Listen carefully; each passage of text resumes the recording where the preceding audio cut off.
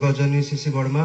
परम पूज्यपास शिशि बड़दा परम पूज्यपास आचार्य सभी पादपद कोटि प्रणाम। आज संध्या सत्संग उपस्थित समस्त अतिवाहित करवा ए सत्संग प्रकृत धारा। आचार्य निजे कहते प्रत्येक मनुष्यर सबु समय ठाकुर ठाकुर होगा दरकार। ये जो दीक्षापत्र कार्यक्रम से दीक्षापत्र कार्यक्रम मेन उद्देश्य। आचार्य सब कहती मु ठाकुर को केते दूर भल पाए प्रत्येक समय मु ठाकुर हूँ नहीं। सी कहते मु गाधे जाऊँ ठाकुर मु गाधे जाऊँ कह पड़ो ठाकुर मु आज गोटे नुआ सार्ट कि जाऊँ ठाकुर मु ब्रश कर नित्य दैनिक दिन जो जहाँ जहाँ आमर खबर आम निजे कर ठाकुर को सहीटा कहवा पड़ो। से जो कहवा द्वारा प्रत्येक चिंता करते परिवेश आमर परिवार भितर बापा माँ भाई भौणी बहुत समय धरी से बापा मोर माने बेसी बापा माने अच्छी उपस्थित अच्छा अधिकांश घरे जिते गोटे परिवेश से आम ठाकुर को दोष दे देता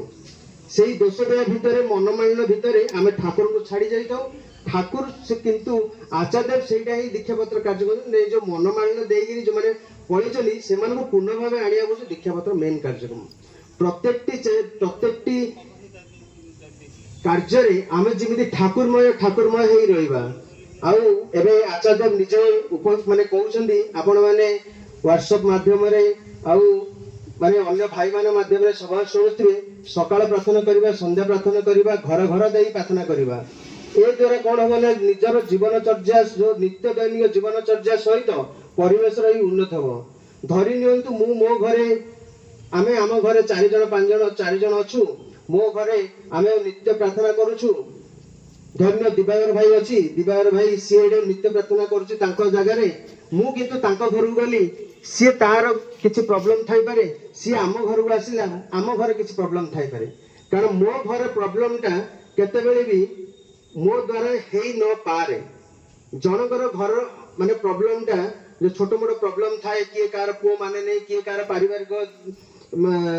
जो थाउची असुविधा थाउची अन्य माध्यम दे ठाकुर को जो चाली चलन अन्य माध्यम कहले तार प्रतिफलन हो पारे यही सुजोगटा आचार्य निजे देइछनि समस्त आशीर्वाद प्रत्येक किमिति सकाळ प्रार्थना सहित अन्य घरे चा खटी करंतु आचार्य निजे आदेश देइछन्ति। सर्वशेष दीनबंधु रेणुका मां ए घर सहित सर्वांग उन्नति सकाशे ठाकुर निवेदन करे समस्त रोच जय गुरु।